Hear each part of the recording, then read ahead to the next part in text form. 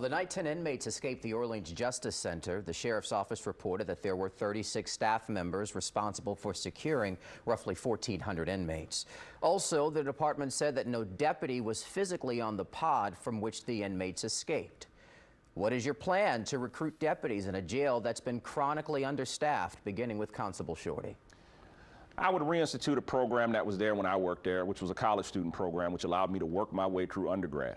And I think you bring that program back and reach out to colleges in the metro New Orleans area.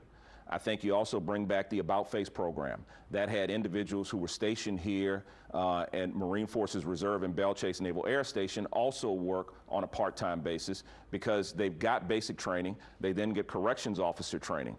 But part of the problem is retention.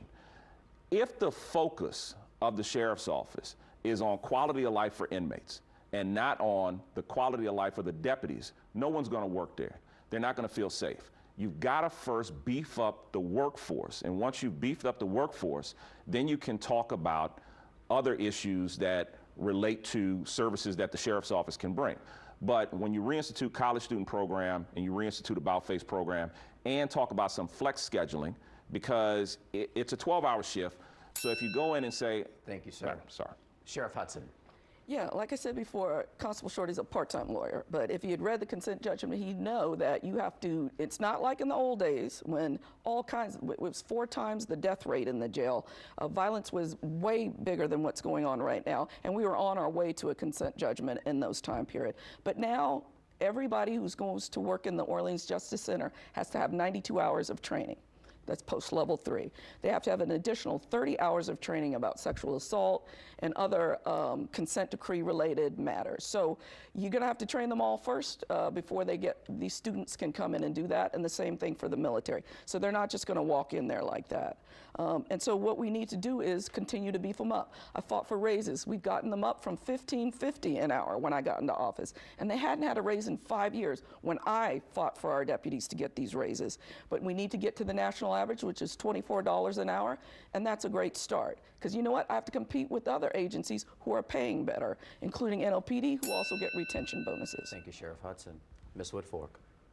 As an interim superintendent of the New Orleans Police Department and in my strategic plan, it addressed recruitment and retention. And we managed to hire 105 new police recruits and 104 civilian employees. And we did that by having a robust recruitment effort. We had a recruitment team, and that team focused on going to having job fairs, actually giving tests for people to be hired right then and there. You have to be creative, but you also have to create partnerships. Partnerships with people like the NOPDJF, the New Orleans Police and Justice Foundation, to assist you in trying to get those that recruiting effort up. And you have to do cast your net a little bit wider. You know, we all know that hiring law enforcement right now is very, very difficult. So you have to be creative, offer incentives, offer upward mobility inside the agency, change the culture inside this agency. It should be seen as a career and not a stepping stone. Thank you, ma'am.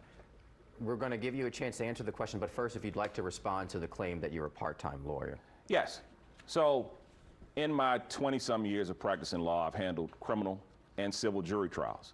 I represented individuals involved in the Danziger police shooting. I've handled thousands of bankruptcies and saved a number of individuals from losing their home.